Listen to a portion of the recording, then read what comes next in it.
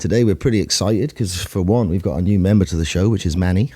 And also, super special guest, we got Dave of Phatmedia fame. How's it going, Dave? Hello, guys. Yeah, going well. Good to see you both. Excellent. You excellent. too, Dave, mate. You too. Yeah. I think we'll just start off with a little bit about yourself, Dave. Like, where you're from, what's your name, where you're from. I was going to say the other bit. Yeah, exactly what you've done. Yeah, man. Well, I grew up in Plymouth. My family are actually London, Essex based, but they went down to Plymouth in the 70s to have open a business, open an off license, and so I grew up down there, down in Southwest, and sort of started. Where do you want to go? Like, no, I was going to say that's good. That's good enough. So you're a Southwest boy, right? I was going to say after that, obviously, I'm being from the Southwest myself too. Obviously, the rave culture was pretty big down there. So, what was your first exposure to rave culture / electronic music? Like, well, kind of where did you first get into that side of the scene? Yeah, I was thinking about that when you showed me a few of the things we might be talking about, and I was trying to think what was the first thing I realised was dance music. You know what? It's DP 89, the compilation tape that my parents gave me without knowing what it was, as they do. Yeah. I don't think they would have given you, here's some acid house classics on a tape cassette for your 10-year-old son. Yeah. But there's, and I remember Casey Fly, What Planet Are You From? Lil Louis, French Kiss, I think was on. Yeah, French Kiss, classic track. Obviously I had nothing like it, but obviously way too young to know what it was or have any involvement in the acid house scene at that time. But I knew that I really liked that sort of music, didn't know what it was. Yeah. So a few years sort of passed, and I think I remember getting given a Eclipse tape from Coventry. Do you remember which? Carl Cox. Excellent. Yeah, it was in 90 or 91, and it just blows you away really when you hear that. It's nothing else like it. And, there's a very good chance I was at that show, mate. Yeah. Oh yeah. Yeah. Yeah, that would have been good. That was obviously incredible tapes they used to bring out from those nights, and incredible nights as well. Looking at the footage, obviously a bit far for me to go at the time, but yeah. So that was it. At the time, I was into a bit of everything, really. Bit of metal, bit of hip hop, bit of you name it, really. Just like music. I was going to see bands like Extreme was my first ever gig. Then I went to see Carter, the Unstoppable Sex Machine, but then heavily into like De La Soul and Black Sheep, Naughty by Nature, all that sort of stuff. Yeah, but also Guns N' Roses. Wow, that's actually hilarious. Just like I wasn't really into metal at all, but Guns N' Roses, Appetite for Destruction. I think I played that tape till it wore out. It's a classic. Yeah, that was about my limit, really. You know what I mean? A bit of Nirvana, but really it was the dance music side that we all just got into so quickly from about age of 13. I think so. You're talking about 91, and then you started being given these flyers. We're like, whoa, what's this? It's a magical poster thing. This looks amazing. And you're like, oh yes. Yeah. So music. So you were given flyers. You didn't kind of find them yourself in a record store or anything like that. You were handed one the first time. Yeah. First of all, my mate's older brother gave them to him. So I think it was some local ones for Plymouth. Yep. Alpha, Wasp Factory. So yeah, I guess we're talking about 1991, and then later on, obviously, all the big flyers. We'd just go looking around the record shops. Once we knew what they were and where to find them, we had about 6 shops in Plymouth. And every Saturday morning, we'd all go in town and pretend we had about 50p between us each, so no one could buy any records. Yeah. But you'd all pretend to know what you're looking for, looking through the records just so you could go up to the counter. Yes, mate. And take all loads of flyers. And then so you go into Essence, which was run by Darren, DJ Destruction, who I'm actually friends with now. Oh, really? Funny that is now, but at the time you'd be shit scared, like going in, little boys like, they're staring at us, they're going to tell us to leave. Like, no, it's all right, we managed to get all the flyers and go before they told us Yeah, off. right. It could be quite intimidating going to some of those record stores back in the day, right? That's what you thought. When you chatted to Darren now, he's like, oh no, we didn't care. It's all good to see the young'uns involved in the scene. Yeah, right. And how old were you at that time, Dave? Well, like I said, so I didn't actually get to a rave till just after my 16th birthday. So it was a bit later on the scene to a lot of people, especially a lot of people in the group, and especially for the flyers I collect. But yeah, so first rave was September 93, Dance Planet at the Warehouse. Yeah. Pretty epic night by all accounts. I mean, the Warehouse had been going for 4 or 5 years full effect already by then. But when you're a little boy, you don't realise the history as such. So you just, what you're doing is the now, isn't it? It's the modern. Yeah, so, for sure. For sure. It was amazing. I had to borrow some ID to get in. I think they said I was 21. I probably looked about 14 because I wasn't a tall lad. That's awesome. Just remember, like, my mate showing me, because we were early as it is, and no one's on the dance floor at 8 o'clock. No. It's that LTJ Bookham was playing, and it was awesome. So my mate got me on one of the dance platforms, showed me a little bit how to dance to rave music, like, properly. And I think I kept that dance till now.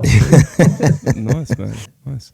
But yeah, that was an amazing night. There was about 2,000 people in there, I think we had. And still today, there was meant to be a lock-in because the police were closing we're meant to be closing the Warehouse after that, fed up with the raves. And Ribsy at the end telling everyone started sitting down to do this lock-in.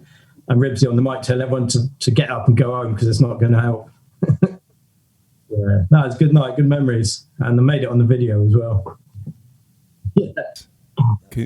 Can we watch that video anywhere at all? Yeah, I'm only at the end, but I can send you the bit on that. Yeah. Yeah, I'd love to watch that because obviously for me, I'm a bit of a young'un to you guys, but I've listened to that scene and I'd like to learn more about that scene. I love watching some of the old videos on YouTube. Some of them, like, again, I've watched quite a few of the ones that are on there from the Eclipse. And for me, I'm like, I was there that night.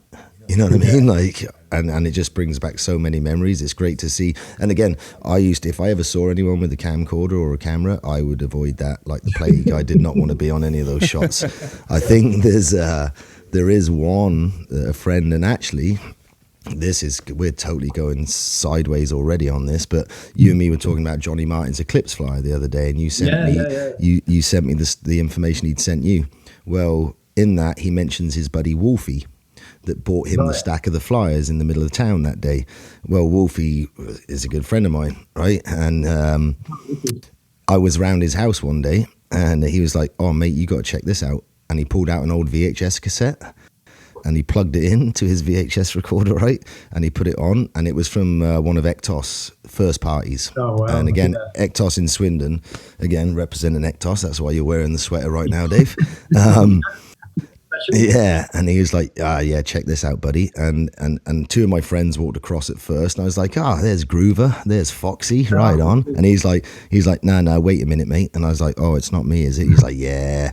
And in the distance, you could just see me, and luckily it was far away. And I wish I could get a hold of the copy of this, because I know it's not on YouTube. I've tried finding it. Right. But I was wearing a bright orange hoodie, bright blue jogging pants, with my tie-dyed floppy rave hat and my blue Adidas Gazelles, and you could just see me bouncing across, and I was just like, oh no, man, that's me. Like, that's it. Yeah, it was in Plymouth. It was a guy called Little Kev, so big up Little Kev if he's watching. He filmed everything in Plymouth. Oh, really? Sort of, 90 till 95 or something. And I think he didn't really do much with them at the time. He released a few on VHS as commercial release. EE videos, they call themselves. But a lot of them were stored and damaged, water damaged. So they've just sort of recovered them over the last few years and trying to get them back online now. So that's cool. Yeah, shout out to them guys. Carl and Kev doing Mad Cow Productions on YouTube now. That's awesome. Do you know what is crazy is that I think I've got mad respect for the guy that was doing the video in the club back then, because now you can do it with a phone and you can do it with a camera on a tripod, but the guy's probably got a battery pack, a big old camera, like, you know, with his tapes, right? Yeah, that's awesome. So what was your first DJ that you really sort of hooked onto and followed to club events and collect them flyers for that? Is there a particular DJ that you really liked and followed like that? I mean, no, wouldn't be anyone I would sort of follow that much, but like, yeah, we had people like Easy Group would come down all the time. It was a big Southwest hit. I think he was Southwest based anyway, wasn't he? Bristol. Yeah, he was a Bristol boy, I'm pretty sure. Yeah. Yeah, but I love people like Colin Dale, Dave Angel, the more harder side of the techno sound. You know, back then we had Ribs, Mac One, Producer. We had Revelation Nights. Do you ever Revelation? know? No. They did the Dreamscape. Well, in not the Dreamscape, but different Dreamscape. This Dreamscape. Yeah, that's the one. Yeah, so Mac One on the back of Let's that. have a look on the back of that. Yeah, Mac One, right there. So Fabio, Groove Rider, Matthew B, the producer, Mac One, Shane and Jamie, DJ Martin, Alec Hazard, B, and the Rhythm Doctor. That's Bushwhacker, isn't it, Matthew B? Is that right? Yeah. Excellent. So I know John now, who is DJ Mac One, who put those nights on.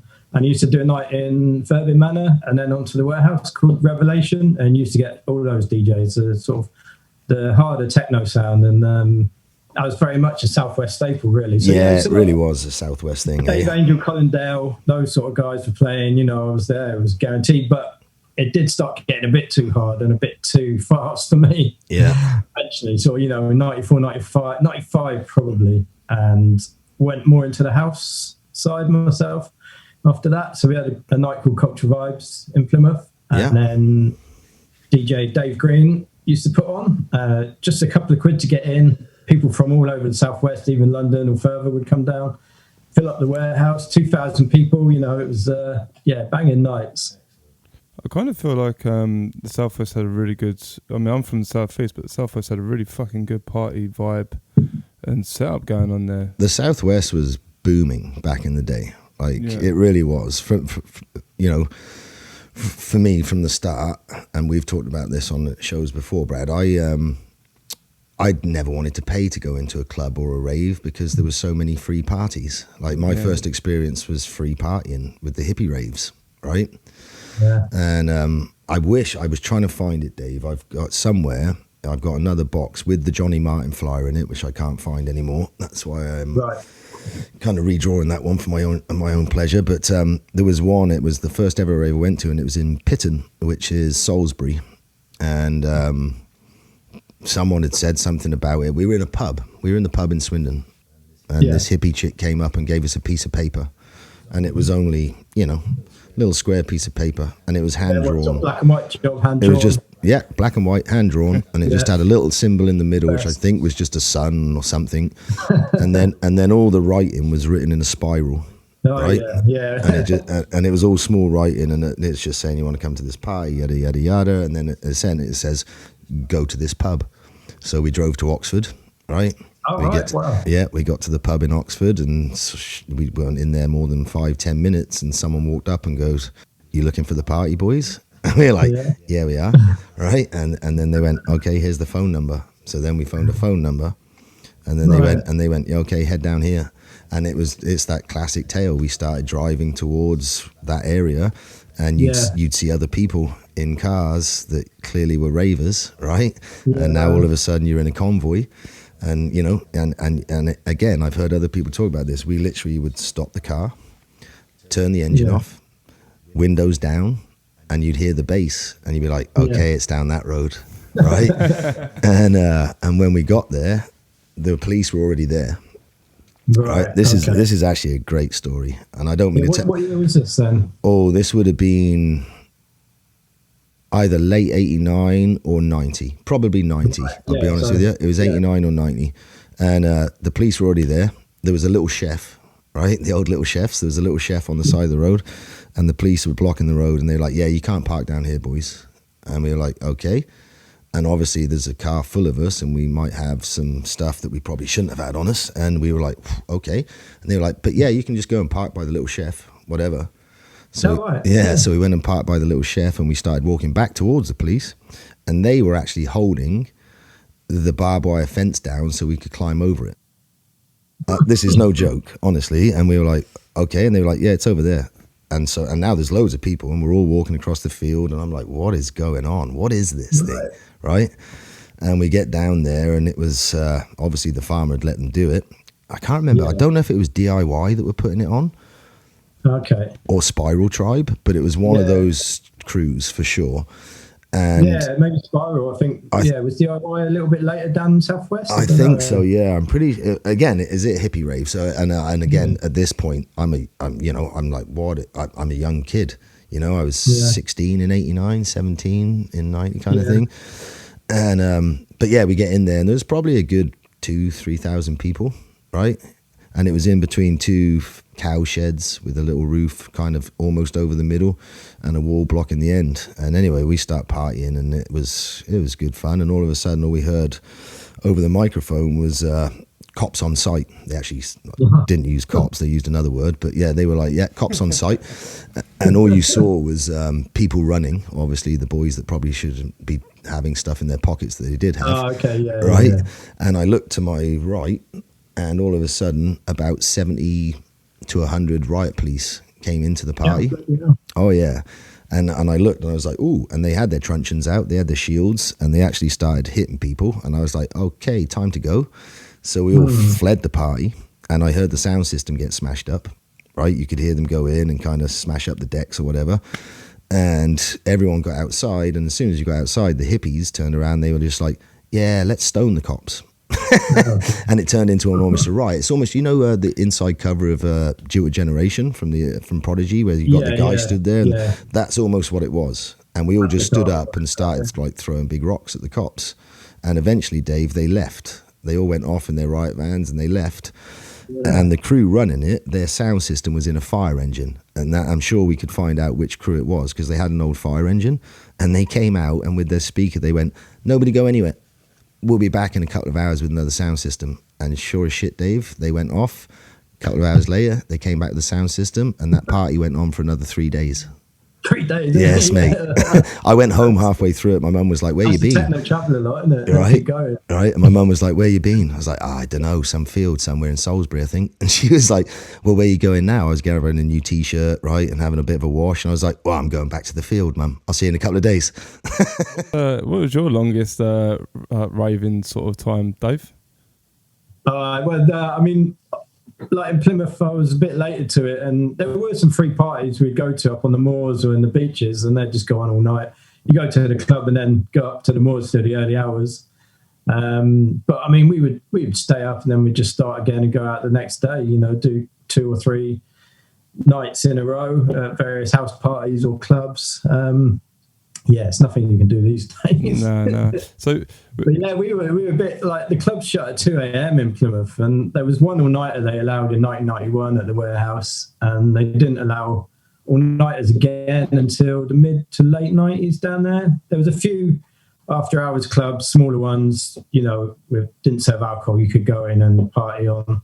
But it was generally finish at 2 a.m., go to Toys R Us car park where everyone parked next to the warehouse, and you could party on there. Everyone would have all the speakers coming out of their cars, or you just get yourself all sorted. And then I had my dad's little Rascal van he used for his off license. Yeah. Little Bedford vans, little sardine cans with the sliding doors. Yeah. And you chuck about 10 people in there, go to the after party, and then just go all night. Yeah. So but with the flyers then, back in '89 when you said obviously you were looking into it and stuff like that, was there a different change in the artwork from did the artwork in the flyers like change from the late '80s and progressed on through the '90s? Or was it very basic in the '80s and then it got like more advanced? Or was there, what sort of change did you see in the flyers as the years went on? There's such an evolution, really. I guess you look at the early house and before acid house club scene, even before house was called house sometimes. At mid 80s, you just get little square black and white bits of paper about yay big, just quite funky sort of drawings on, or little cartoon pictures, or like you'd see it in a newspaper print, like a. What was those old that do the photo diaries and with the speech bubbles? Things like that. Yeah. Or even like a lot of Roy Lichtenstein sort of pop art style pictures, real rudimentary, not too dissimilar from the punk fanzines and stuff like that. I guess it was a bit of a lead on. And then 88, you saw a huge change around early 88 with just smileys everywhere. So you get every fly had a smiley on it then, and you know what sort of party it was. So you got this is a bit earlier. That's nice. I picked up some 88s recently. It's quite cool. But this is the sort of style I'm talking about. Like, I guess that's a bit pop art, very pop art style, right? Yeah, it's really cool. And you got this one, another 88. So what's that one then? That's pretty freaking That's the cool. Chelsea Club. Okay. Sort of tells you what it is on the back. See. Yeah. But I quite sought after that a lot of them use the Batman signal, actually. This is a personal favourite of mine that I picked up recently. Asterisk goes acid. That's awesome. So hand drawn. Again, that goes back, like we say, it's very much, I do think, like you said, it does kind of come from the punk scene a little bit, right? Like homemade. Yeah, I mean, look, it's just cut and paste and Xerox. You know? It's, right. It's almost like poison pen letters, isn't it? So Michael is kind of like the Riddler at Batman. Yeah. So Mike, ones like that, just acid. That's it, party. Right. Else, yeah. That's cool. Then. So are the most basic ones, are they the most expensive, would you say?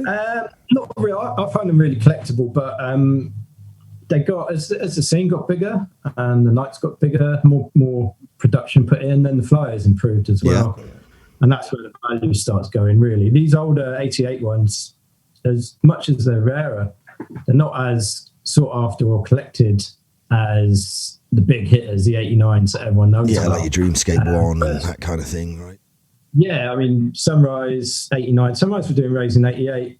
Actually, they do command massive prices if you see Sunrise 88s.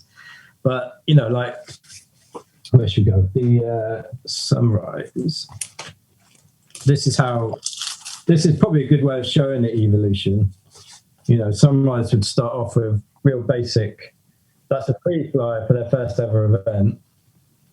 And then, you know, you've got little ones there.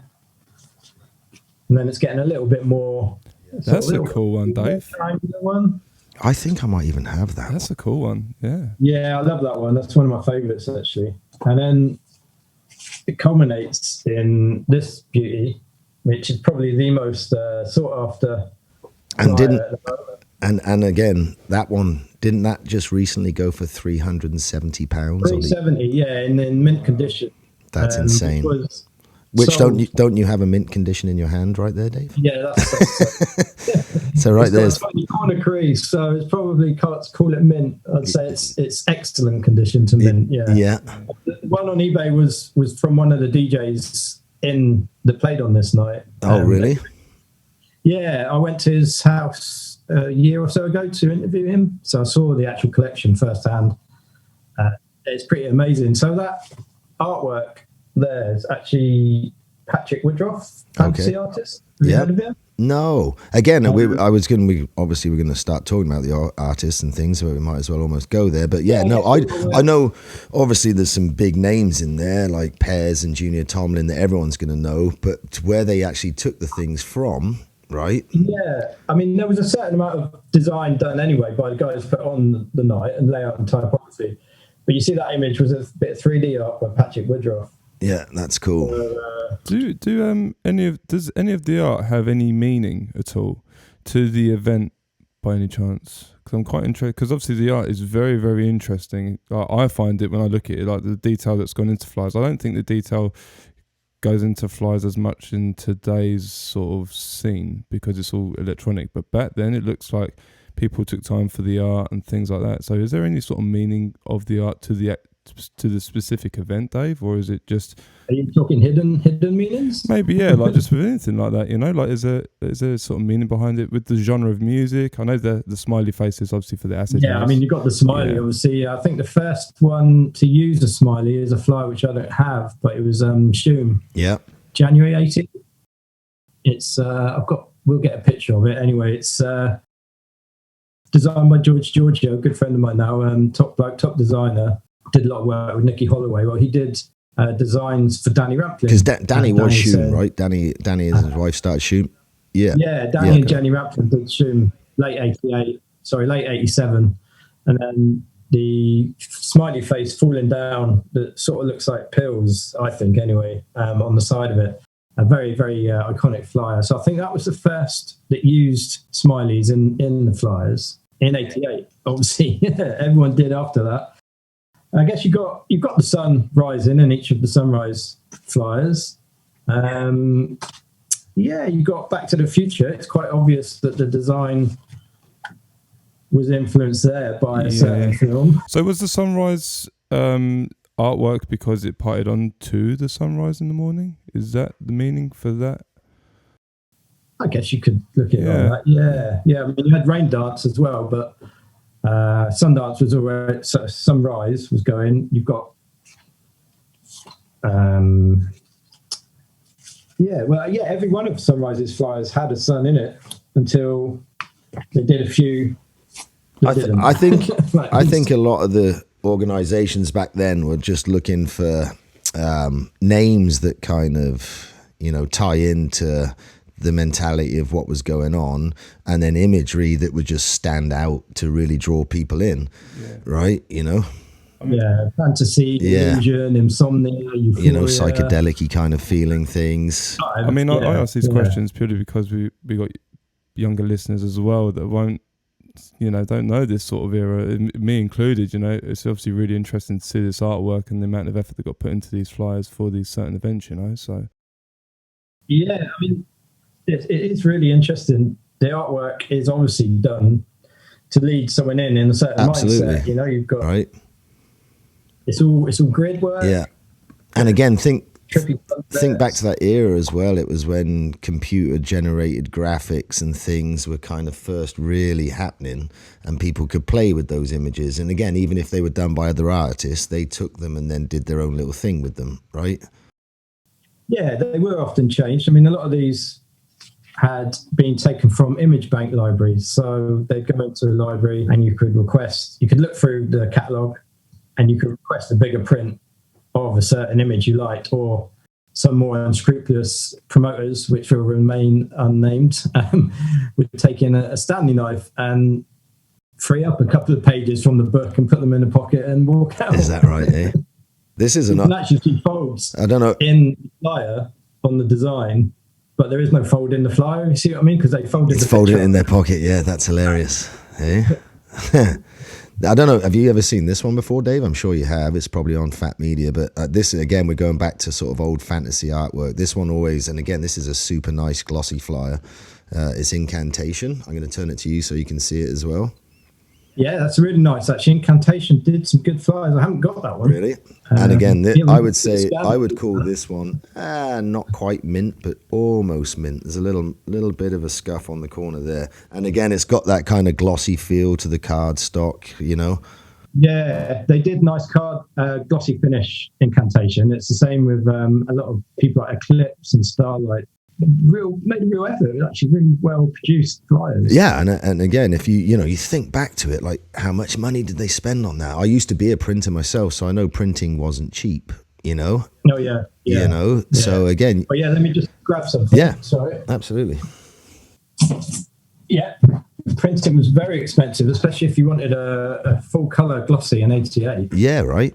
And again, you think about it, these guys are throwing parties and obviously they did make money and stuff, but just to put that effort in at the beginning to make the passion and to make their event stand out, right? And to think that, again, then it was almost a throwaway thing. They printed them off and they'd throw them under car, windshield wipers. Half of them would end up on the floor. I can remember leaving Bruno Rooms in Swindon and the parking lot out there. Every car had flyers tucked under, and it wouldn't just be one or two. You'd walk out and there'd be like 15 flyers stuck under your windshield or something. And half of those at the day, some people would just pick them up and throw them on the floor because it was almost to a point where like, stop flyering my car. You know what I mean? Now I wish I was in that parking lot running around scooping them all up. Well, yeah. Right? I mean, if you go back, like we were saying, Brad, about the evolution of flyers, I guess a flyer, first of all, was a means of just getting the information out there because there was no other way. It was just sometimes a map, or a phone number, or just a bit of square A5, A6, and just a phone number or a meeting point, and tiny little design. You didn't even need much of a design on some of them. It was just like the early Genesis, the early Labyrinth, the early Trip Cities, was really just a map and or a phone number, and that was it. So yeah, I mean, it's very, very interesting. Like the ones that I've looked into and read, and I kindly brushed on as I got into electronic music at a young age, was manumission flyers and the events. Yeah, and they were pretty cool. I don't think I've got any manumission things. I went to manumission in Ibiza, but I don't think I've got any manumission flyers, to be honest with you. Yeah, quite raunchy, some of their flyers, though, weren't they? Well, they were quite raunchy as a couple, weren't they? Yeah. they used to do things on the stage in front of people. Yeah. Sorry, I never made it myself, but and in the cages and stuff. So crazy. So you've got all these flyers, Dave. How did you actually start Phatmedia? Where did it all generate from? And have we come up with a name? And how did it all begin? The Phatmedia and when movement? did it begin? Yeah. How long ago was Phatmedia really started? So got asked to leave school, should we say, and went to the art college instead because I like photography and I'd done a little bit of photography at school and they let me in there. And so, starting at art college, sort of learned a bit of graphic design as well. And part of it was do a website. So I thought, I like flyers, I like graffiti, like photography. So let's put it all into like a couple of picture galleries and real basic website. I think 1998 built it first. Mm-hmm. Back in the day, you've got like Wix and Squarespace now. It was a sort of company like that. I think they were called Home, I can't remember now, Home Serve or something. And so it was Phatmedia. I just chose, where did the name come from? Possibly inspired by a friend of mine who was called Fat Checks. But he says it is. I say I'm not so sure. It's media, isn't it? And it's fat media. It's what we call PHAT media. So it just sort of thought, that works, man. So sort of stuck like that. So first of all, it used to be a bit of graffiti. I had old school tracks on there to download before the copyright police came along, and to show my photography. And then over the years, the Rave flyer section of it just got bigger and bigger, and every other part of it got smaller and smaller until it was just Rave flyers. I think, by about 2001, 2002, started to take a bit more seriously. And a couple of guys I know doing like a motion graphics course at Plymouth Uni sort of said, they used to do these tech house nights in Plymouth and loved all my old flyers and said, well, why don't we do your website as a project for us? And did a proper searchable database and a lot more professional than I had it. And I thought, wicked. Yeah. So these guys took it on for me and did a whole new, not too dissimilar to how it is now, really. Are they still involved? No, well, one of them is, he's become quite successful now at web design. So he has no time and I can't afford him to fix the problems. So there's a few little issues on there at the moment that need doing. He will do it and he's brilliant. He has built a new database for me and loads more tweaks. So it's just, he doesn't have any time anymore. And how many like flyers are actually on that website, like in your database there, like actually like numbers, But there was a few hundred when it was just me doing the site. And then these guys said, well, how about we make it a community site so users can log in and upload their own collections? Yeah. And that's brilliant. So it's gone from a couple of thousand in the early noughties to 20,000+ flyers now. With about 5,000 flyers waiting to upload when I get time. Wow. And obviously like high res copies are sent in. Like how does someone? I generally, all of mine are from my own collection. So the only ones I uploaded from my own collection. Other people's, when they upload them, it's got to be a low res image for the website. Okay. Yeah.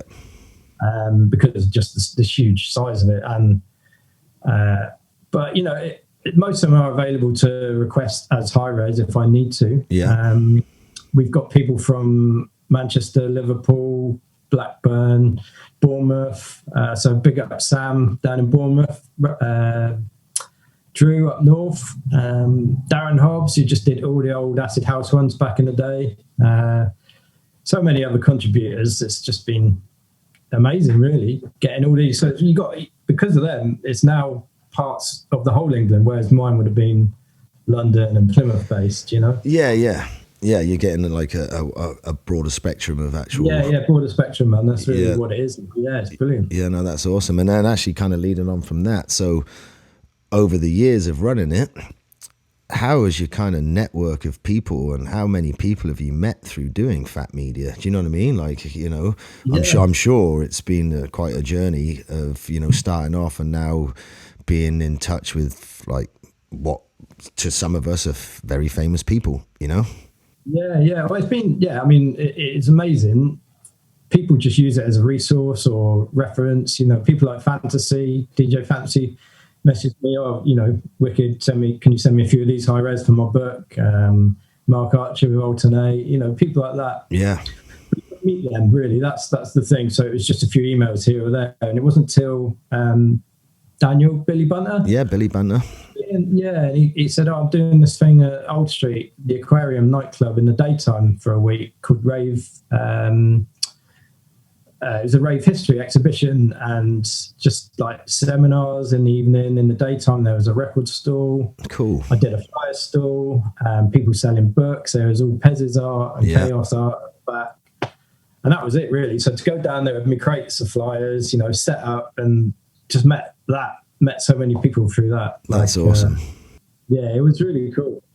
So I met Have you ever thought about doing your own actual exhibition of your Rave flyer history, like putting them in frames? And if you did, what flyers would you choose? Like if you could say, okay, I have an exhibition of 40 flyers, what 40 flyers would you use in your own exhibition and the music to go with that exhibition and that style of flyer? Yeah, it's a good question. If I was going to, I have been asked to help out a festival this summer. Hopefully it might even go ahead now because it was looking a bit sketchy, of course. Yeah. And they were looking, we decided to maybe do like going through from the early house to acid house and then modern house. But personally, if I was going to do it, I would think I'd have to choose the iconic, like I did for the Google galleries recently, the iconic flyers that meant a lot in the history of dance music. Yeah. So you'd have to choose some of the Sunrise raves, you know, the one that made the headline. I think we showed, it was actually this one, where we've gone, Ecstasy Airport on the front page of the Sun. Yeah. So obviously that made the headlines for a reason. There was one called Love Decades, which was up sort of Blackburn way, that there was 836 arrests made. Really? Similar to your story, actually, Craig. Yeah. So the police went in, just batons, you know, and I think it was Rob Tissera who was DJing at the time, and he might have said something to get the crowd a little bit riled up against the police, which didn't help. No. And then the police just went in heavy, man, and arrested everyone. So that's obviously an iconic night. Yes, no doubt. You know, just, it'd have to be iconic flyers, really, but perhaps you got your Spectrum, your Dave Little. Yes, again a classic. I've got it. I've got two of the Spectrums. So I've got the red Birmingham. I don't know what mines are in frames, so I wouldn't be able to tell you what nights you've got the 91 ones, which really, you know, they've gone from being like £5-10 flyers. Now 91 flyers can command £40-50. Yeah, right. The market's gone, but yeah, so it would be about the iconic and the history of the acid house race, really, I think. Yeah. What about doing a book? You ever thought about putting some of this stuff into a book, Dave? Yes, been working on a book. Excellent. Really? Awesome. Yeah, man. So been working on it for a few years now. It is taking a bit longer. I'm sure, right? Yeah. The more you go into it, the more... It's like a wormhole. Yeah, it is, man. It is. It's so much content. It's like, so where do you start? Where do you stop? So yeah, 88 to 92. And are you going to do like chapters of like a whole load of flyers, like a full collection from this organization, this organization, this organization? Oh, because you got to work out how much content you can put in. You can actually get in there. How many pages, right? Yeah. It's got to be a big book. It's gone from one book to two books already. So we're thinking volume 1 and volume 2, 88 to 90, and then 91 to 92. Because obviously there were a lot more flyers and raves. I think 92 was the peak year, so 91 and 92 can fill its own book, and 88 to 90 also. Yeah. It's basically a graphic book, so it's going to be text, there'll be some history, but it's purely going to be, you know, about the flyers. Images, yeah. about the images. It's going to be great. Big coffee table book. Me and Al at One Love Books has been helping me on that. So volume 1 is with the editor now. We've just had the cover designed by Pez. So I'm pretty excited by that, man. Yeah. Like a custom-made cover just for the book, or one of his old bits of artwork?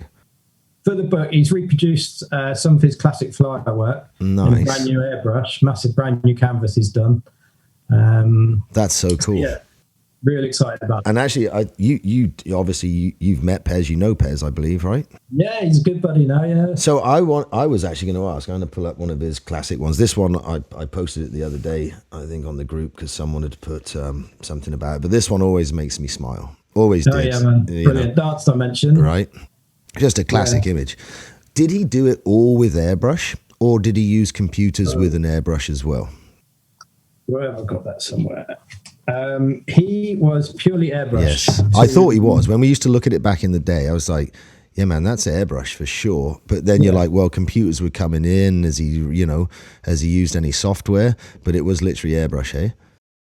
Yeah, they did pick up on the software pretty early days, like Junior and Pez. I think Junior especially found it less time consuming to start doing on. Well, actually, Junior Tomlin, said he chose to move into the digital side of it because his artwork was not being returned. So, is that right?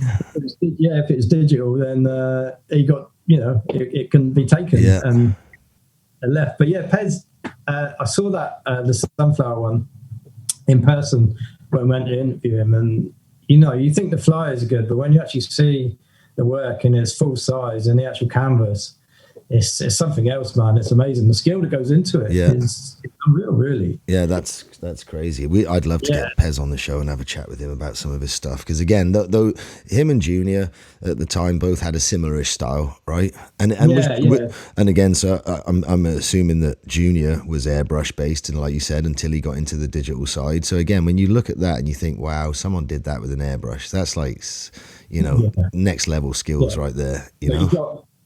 You got Junior, who did some classic stuff like Dream Zone. That's a cool one, Dave. Yeah. It's another. These are maybe his lesser known ones. I guess his one of his most famous one is this beauty. Actually, his design got the Rave cancelled. I don't think I've ever even seen that one before, mate. This little bit here, the planet over that letter E. Looks like a certain tablet going into a mouth, and the council were like, that. Really? We're not having that. Really? A certain paracetamol. Yeah, exactly. Probably had a headache or something, so that got cancelled. But yeah, I mean, like going back to chatting to Pez about this, and hopefully you'll get him on. Yeah. And he'll tell you these works took time. So that one there's not been die cut though. That one you just held up. No, this is a later version. The other one was in my big folder. I couldn't get out, but it's the way. It's great. Yeah, and again, the fact that they spent money on a die cutter, and because again, coming from the print trade, I know that die cutters, you got to send that off to a shop that then makes that die cut that then goes onto a machine that then the printed image runs through, and they die. It's amazing, right? A few earlier by the same promoter that Pez did. I love the old chaos style of the graphics, and the chaos style here. I'm going to pull out. I've got one of the older. But yeah, it took them weeks sometimes to do these, and it wasn't really cost effective. They couldn't. You think about it, you couldn't make that many in the time to make a living off it. It puts so much love into it. These artists, chaos. Oh, for sure. Yeah, so I've got some. That one, Dave, that got the Rave band, is that like an iconic one, or was that the first flyer that got a Rave band? Yeah, it's very iconic actually. They did Rave World, so he did quite a few for them. So they did a series of Rave World flyers. So luckily they did do some raves that didn't get banned. Yeah. I think this was his first ever, Junior Tomlin's first ever. That's a cool flyer. one. That's pretty cool. He was record covers before then and comic book stuff. So it was 92, I think, was his first one. Okay. But yeah, so you've got the airbrush kings, as I'd call them. Yeah, right. Chaos. Do this. This is meant to have been reprinted up to 1 million times, so the story goes. Wow. whether that's true or not, but the fact is they kept using the same design every week, but it'd be a different date, different DJ. So it's possible. The amount of times it was printed could have been that many. Wow. I've got about 6 different versions of it. It's like a Cadbury's cream egg. That's awesome. But as a collector, you have to collect them all because you look at the back. There's little differences. A little bit of text is different, or price changes each week. Yeah. Different lineup, maybe, right? Different PAs. Yeah, exactly. Yeah. So chaos that is. And we met Lawrence Manning, really nice chap. He designs for McLaren these days. Oh, really? Which is quite a famous. And was that an original image, or did he take that from stock? No, these are all original. They're all originals, Chaos, Pairs Junior. Yeah. Proper original. Well, Pairs early days, he would use art and do his own thing on it sometimes. Yeah. Really early days, but yeah. How do you upload the flyers onto your website? If there's flyers that you're not able to get hold of in hard print in person, and they're not on the internet, or if there's certain flyers that you remember, how do you put them onto your website and stuff like that? How do you mean? How to just get a flyer uploaded onto there? Yeah, because obviously you want to get the best quality for it. Do you just scan it, or is it just like Yeah, it has to be scanned. Really, some people do put them up. We will accept if it's been done by a phone and uploaded if it's good enough quality and it's rare. But really, we'd need them. They need to be on a flatbed scanner, and a lot of people don't have scanners these days because everyone's got a mobile phone. But years ago, before mobile phones, everyone had a scanner, so it was a lot easier. Yeah. So now, we need people to scan them or search on Phatmedia that is not there already, and then scan it. And if it's under a megabyte, upload it or send it to me, and I can reduce the size and put it up there. Yeah. Okay. So as you've done a bit of Photoshop and obviously media stuff back in the day, you obviously use these techniques to do this sort of stuff for your website. And if it's a bad scan, can you alter it in any way? If it's really creased and there's like bits of detail like lost in the color, do you touch that back up and then upload that so it's a more of a defined sort of flyer? Because some of them obviously are going to be a lot crinkled, like you said earlier. Guys are going to put them in the pockets and things like that, right? So. Yeah, I can do it all. I mean, I do Photoshop for a living now, so I could repair a flyer. And often have done, you can fix rips or even fix gaps and text where blue tacks come off and rip a bit of the page. But then also you have to think about some flyers kind of look a bit unique, a bit used, when they're looking like that, it looks quite good sometimes to an extent. So you can leave in some creases and some little bits. Blue tack, easily remove the blue tack in Photoshop and job done. Yeah, so it can definitely repair the scans. It's like for the book, where some of them had roach materials taken out of like a really rare Genesis 1 flyer, chapter 1, 1988.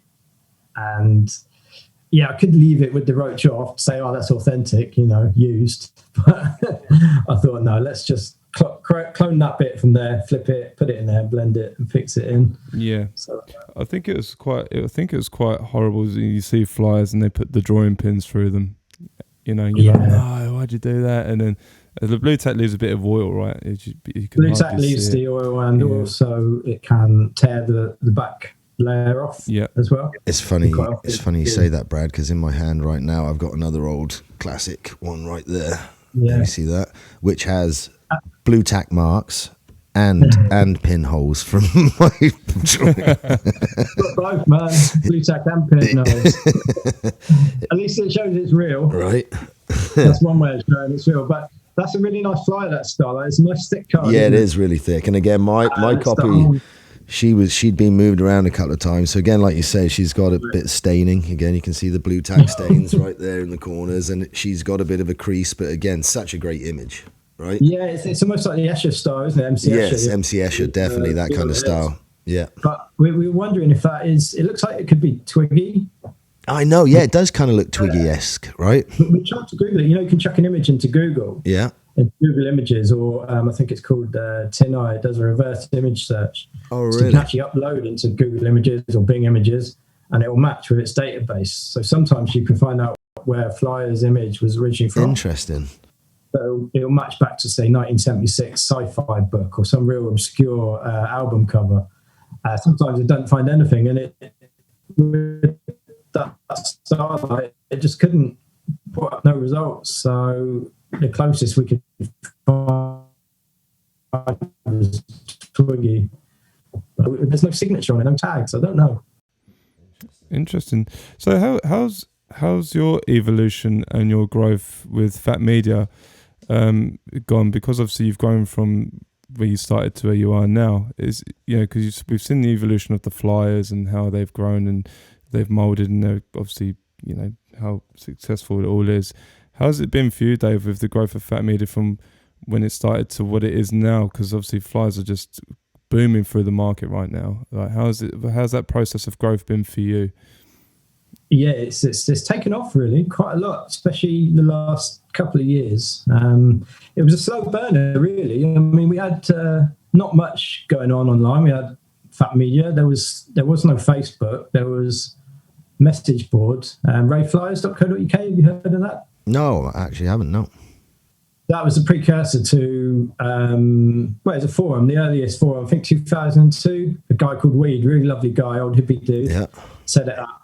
And that's where we sort of started meeting everyone. First of all, buying, trading, finding out you can sell them on eBay. Hey, I've got Phatmedia, so you sort of plug the website to a bit, and then people start uploading their collections through that. And then It's All About Flyers took over the mantle of the Rave Flyer Forum in about 2006, when we didn't have time to update his anymore. And again, I think that's still before Facebook, isn't it? So it wasn't till 2007 or 8 Facebook come along, and then still not much traffic, not much action, just kind of slow burning away. Just a few of us, a couple of groups of friends, and then there was this Facebook group, Rave Flyers, Rave Memorabilia, sort of started up 2019, I think. And I was sorry, I didn't mean to cut you off, Dave, but I was going to bring up Rave Flyers and Rave Memorabilia. Were you a part of that to start? No, I wasn't. It was a guy called Will Irvin and Rebecca. Will and Rebecca, shout out for them for starting it up. Just wanted to show a few Rave Flyers on there, really. And I think it grew to a few thousand, and then 3,000 or 4,000. Yeah. And we were on there quite prominently, and he said, well, look, it's getting quite busy. Can you come on? They brought 2 or 3 of us in to sort of help as being mods, to help with post approvals and, just monitoring it all and stuff. And, and then lockdown happened, man. Yeah.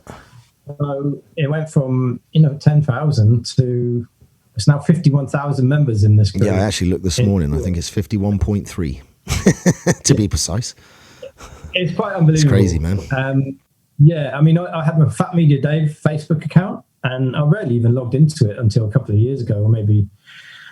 And it's just constant now. It's just like, for the book, really helped. This group has been amazing. You're getting information from left, right, and centre, all these really obscure little events. I went to that. I designed that. Brilliant. Yeah. Email them, find out the information, track down the artist, track down the promoter. You must have. So Phatmedia's really picking off from that. Yeah, I was going to say, you must have put a lot of hours into this, Dave, over the last 20 years or something. Like, how's your wife with that? Is she okay with you? Kind of. I don't get it, man. It's hard times. She's very, very understanding, right? That's my kid crying in the background. And we also had a kid in lockdown as well, so it's been busy, to say the least. So I got to admit, that's kind of how I came across yourself, Dave, was through that website. Yeah. And again, I on the group, I didn't really ever do Facebook groups. You know what I mean? And obviously, no, me neither. I didn't really do Facebook much at all. No, I use Facebook to keep in touch with my buddies back in England, but the group things, I never really did it. But then, like you said, during the lock time, a lot of them popped up, and I saw that, Rave Flyers, Rave Memorabilia, clicked on it, and I was like, oh man. And it did inspire me. Like, I see a lot of people on there to jump up in my attic, find my box, get them out, and then went through the process of framing them up and, digging out the ones I wanted to put in frames. 100%. I think the first I posted 9 pictures of my little gallery. And I think within a day it had 700 likes or something. And I was just that's like, brilliant. wow, man, that's insane. I was expecting, maybe a couple of people to go, yeah, that looks cool. No, I was like 700 odd people. I think it's, it's 750. I don't know what it was. And again, when you do something like that, you're not posting it to see the likes, but it just blew my mind that, wow, there's this group of people here that, and again, when you listen to, look at the conversations, it's very much a very nice group of people. You know what I mean? Yeah, there's some great people on there. I mean, shout out also to Matt and John for helping admin the group, and people like Matt Lawrence and Daryl and Dan. So many cool people on there, man. It would take too long to name them all, but we've just met. Now it's a massive community of people. Yeah, I see people sometimes are like posting like where people they've chatted and said, well, I don't have this one, and then all of a sudden in the post someone sent it to them saying, well, here you go, bro. You know what I mean? Like, it's nice, isn't it? Yeah, mate. And I think it's helped a lot of people, because obviously last year has been hard times for a lot of people, and people managed to get up in the loft, get in the attic, reminisce, man. Yeah, mate, absolutely. Yeah. So with the most expensive flyer, is that the 371? Was it 370? Yeah, that's Sunrise. Flyer? That's the most expensive one sold so far, right? Well, that's the most expensive flyer sold as a single flyer. So they sold more in collections. Yeah, there was an auction that ended on, I'm a bit disorganized here, let me just find myself.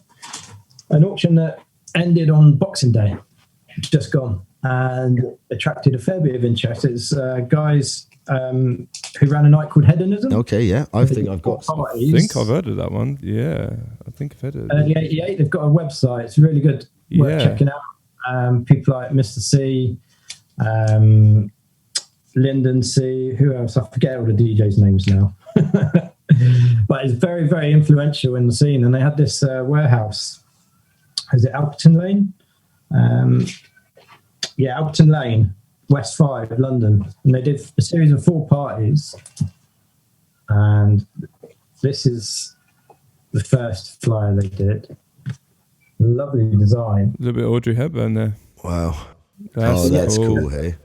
Yeah. And so actually folds like that. I mean, unfortunately, there's a bit missing on that one. So yeah.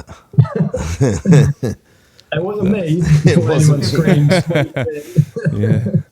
But it's an amazing flyer, isn't it? Lovely design. That's fantastic. Loads of thought. There's, like you said earlier, Brad, lots of thought went into the design of these. Yeah. I've got a big explanation on each flyer they did from Simon and Alan, who put these nights on. Okay, yeah, because that's more of a like you say, the early style, the basic design on the back there. So was that made like that to be folded to stand up for a display? Yeah. So it's very, very stylistically done. Yeah, that's fantastic. Yeah, these guys are releasing a book later this year, I believe, and it's seeing a preview of it. It's looking very nice. So they went from part 1 to part 3. I think they did it to trip people out. There was no part 2. Oh, really? That's their second one. Oh, okay, yeah. And then part 4. Nice. That's cool. Lovely. It's got a lovely sort of coated what do you call it? Embossed, yeah. field. Yeah. Back there. And then the last one they did, Mindjackers, part 5. That's awesome.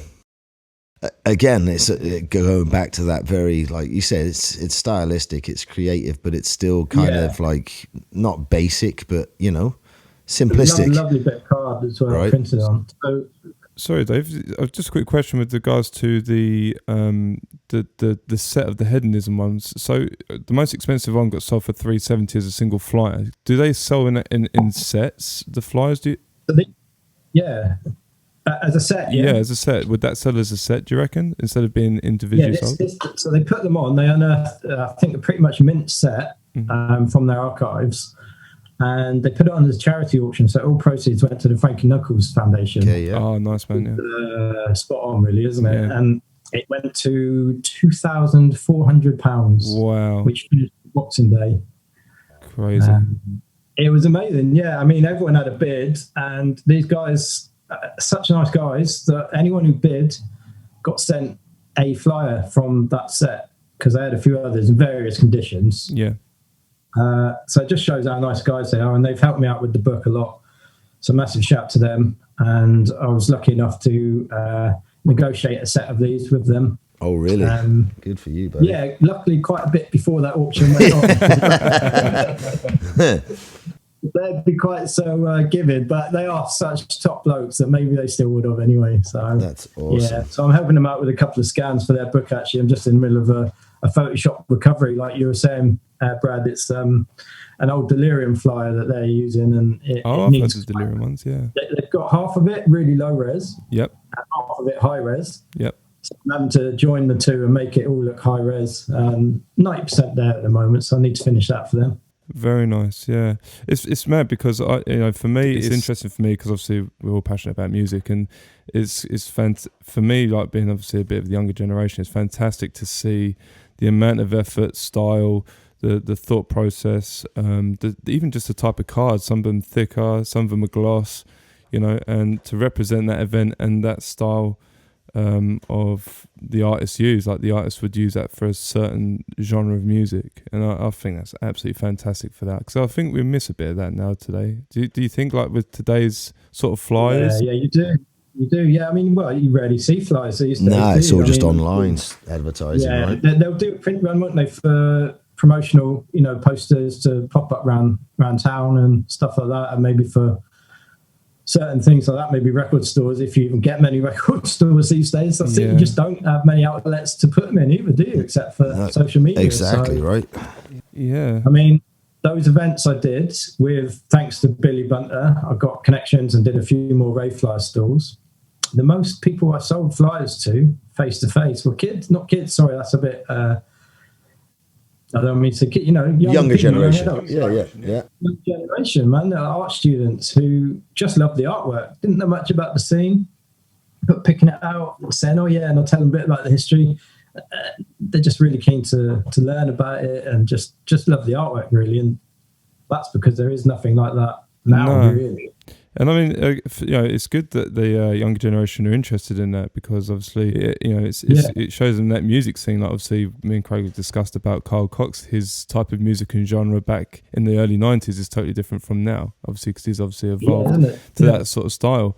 But one guy commented on our YouTube channel and our flyer thing, and he said, I've got my son listens to the music, and I show him the flyers and say, this track and this mixtape was with this flyer, and it's good that the younger generation are looking into that, because I kind of, like we said, they miss out on that, right, with the social media and everything like that, so it's very interesting. That's it. It's really important to pass down the knowledge, because then if no one knows about any of this, all our flyers are going to be worthless in the future. But the history's lost, isn't it? More serious. And again, I think it is a big part of history, and ultimately it is almost a bit of pop culture. Like this was a subgenre not long after punk that some people would even say, I've said this before, was more punk than punk ever was. You know what I mean? Yeah, and the whole movement. it was a cultural revolution. It was a cultural revolution, the political side of it, the stand-up. Yeah, very, very much so. You know what I mean?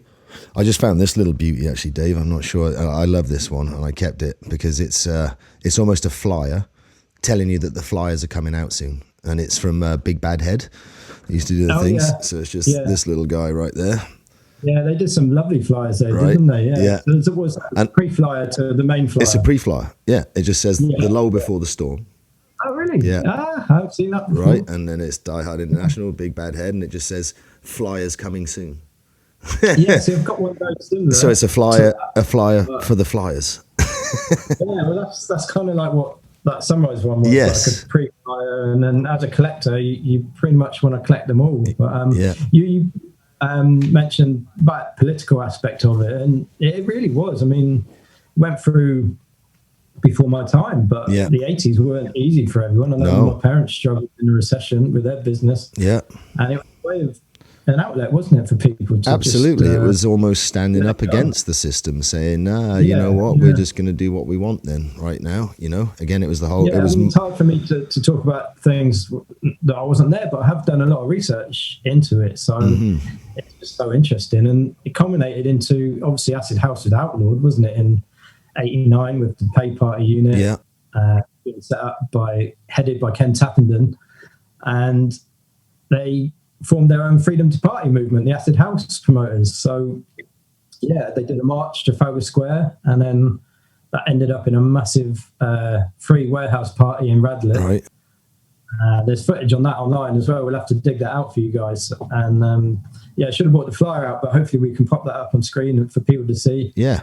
So that's a very cultural important absolutely event. Like I said, it was I don't really want to use the word revolution, but it borderline was, it was I've heard it said, you know what I mean, like it really. And again, I said at the beginning, like, before I ever went to any of the big paid parties or even into a nightclub, like the first ever nightclub I went into that did raves was in Swindon. There was Harding's, and then there was Brunel Rooms with the amphitheatre, but it was free parties. Southwest of England was just booming with outside hippie raves and warehouse parties, and I don't even know, half of those didn't even have flyers. You know what I mean? It was just you heard about it. Where's the party? You'd come out of what maybe some event, and somebody would be like, yeah, there's this going on there, and you'd go down and you'd hope to get in. Right before the cops showed up and closed it down. You'd get as much time as you could, and the adventure then, and just the excitement of being like, I'm breaking the rules, but I'm not really, because whatever, we're just doing this. Right? It was an amazing period, I think. With the history then, Dave, with regards to obviously what Craig was on about with that sort of thing and the flyers, and the younger people now are looking into, buying the flyers and stuff like that, and wanting to get these flyers.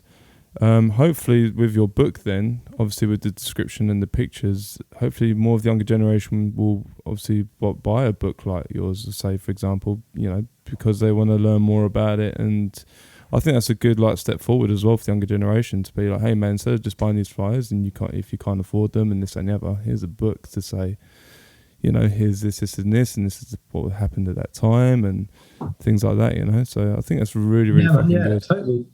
It's a good bridging material, really, isn't it? So people can use it to learn about the history of rave, of house music in the UK. Definitely, I'd be really honoured if the younger generation did pick the book up and found that of interest. It would be it's not just for us old gits, is it? No, I don't think so. I think you'll find, like, when you release it, I think you'll find you will get, like you said, that different market of the younger generation, that they look back on this. I know some of the younger generation do. They look back and are almost in, awe of what it was back then, because it's not that anymore. You know what I mean?